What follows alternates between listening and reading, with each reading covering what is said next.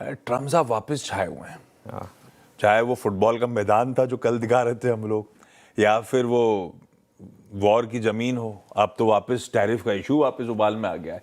क्या overnight developments हैं, क्या क्या हुआ, चाचा ने क्या क्या किया? ऐसा लग रहा है डोनाल्ड ट्रंप सिर्फ वेट कर रहे थे कि वो फुटबॉल का वर्ल्ड कप खत्म हो जाए, उसके बाद मैं वापस अपने उस सब पे आऊंगा। जब तक फुटबॉल का वर्ल्ड कप चल रहा था वो सिर्फ थोड़े से सधे हुए थे।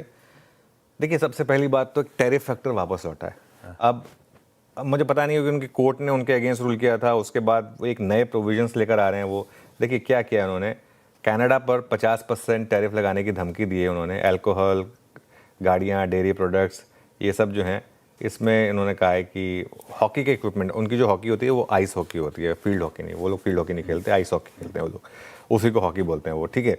तो एनर्जी, पोटैश, सी मरीन वगैरह, क्रिटिकल मिनरल्स, ये सब हैं, इनको बाहर रखा गया है, ठीक है। अब ये जो धारा 338 है, ये यूएस प्रेसिडेंट को 50% तक ड्यूटी लगाने का हक देता है। अब देखिए, सरकारें ना हर जगह एक जैसी होती हैं, कोई ना कोई कोर्ट आपके अगेंस्ट रूल कर देगा तो आप कोई ना कोई और फैक्टर ले आएंगे। देखिए, अगर सरकार को कुछ आपके अगेंस्ट करना है तो सरकार करेगी, उसमें कोई मतलब कोई रोक ना सकता है। तो ये लास्ट की 2-3 लाइनें रखिएगा। तो 338 है जिसको वो यूज़ कर रहे हैं, जिसमें 50% का वो टैरिफ लगा सकते हैं। अब इशू पता क्या है, इशू ये है कि वो क्या सिर्फ कनाडा तक रिस्ट्रिक्टेड है या आगे और कंट्रीज भी आएंगी इसकी। आई थिंक अभी कंजेक्चर होगा, लेकिन फैक्ट है कि ये रिस्क तो आया है। कनाडा ने बहुत इंटरेस्टिंग कमेंट दिया। कनाडा ने कहा कि हम कोई रिएक्ट नहीं कर रहे हैं, हमने सब पहले भी देखा है। तो ये काफ़ी उनका इंटरेस्टिंग है, और ये उनके जो एनर्जी मिनिस्टर हैं उनका बयान है। लेकिन इसके अलावा भी इम्पॉर्टेंट है, यूएस ईरान के बीच में जो युद्ध हो रहा है वो अब 10वां दिन हो गया हम लोगों का, और ट्रंप ने ट्रुथ सोशल पर बयान दिया तो हमने एक्सपेक्ट भी किया था कि आप अगर अमेरिकी सैनिक को मारेंगे तो आपको कीमत चुकानी होगी। वो बहुत ज़्यादा रिएक्ट करते हैं अगर एक भी अमेरिकन सिटीजन या एक भी अमेरिकन आर्म्ड पर्सनल की अगर डेथ होती है तो उसकी वजह उन्होंने कहा है।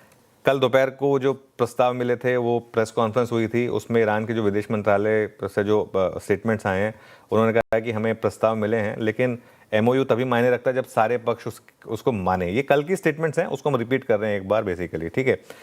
एक उसमें क्या था, एक 10 दिन के सीज फायर की बात थी कि 10 दिन का सीज फायर कर लीजिए आप। ये कतार ने प्रस्ताव दिया था, और 10 दिन तक आप कोई अटैक मत करिए।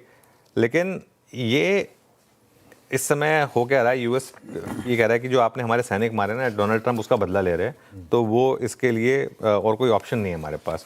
तो बेसिकली ये सब स्टेटमेंट, काउंटर स्टेटमेंट चलती रहेंगी। हमारे लिए क्या एक और इम्पॉर्टेंट फैक्टर है, अब रेड सी वाला फैक्टर खुल गया है, क्योंकि अभी तक हॉर्मुज का फैक्टर था। अभी जो सऊदी अरब हुआ है, इस पर एक इशू हो गया है वहाँ पर, क्योंकि यहाँ पर अगर आप देखें तो हूती ने वो ब्लॉकेड लगाया है, और ये ब्लॉकेड जो है ये हूती की तरफ, तो ये सब क्या हो गया। देखिए, बॉटम लाइन क्या है, जो एक फैक्टर को हम कंप्लीटली इग्नोर करके आगे बढ़ चुके थे, वो फैक्टर अब हमारे लिए वापस आ गया है। अब ये सरदर्द है हमारे लिए, एक सरदर्द है। इस सरदर्द, देखिए सरदर्द 2-3 तरीके के होते हैं। एक बाम लगा के ठीक हो जाता है, एक आप थोड़ी सी दवाई ले लेना ठीक हो जाता है, एक थोड़ा सा आपको स्कैन वगैरह कराना पड़ता है। तो अब पता नहीं है कौन से वाला सरदर्द है, देखते हैं। लेकिन जो भी है, ये एक रिस्क फैक्टर मार्केट के लिए क्लियरली वापस लौटा है।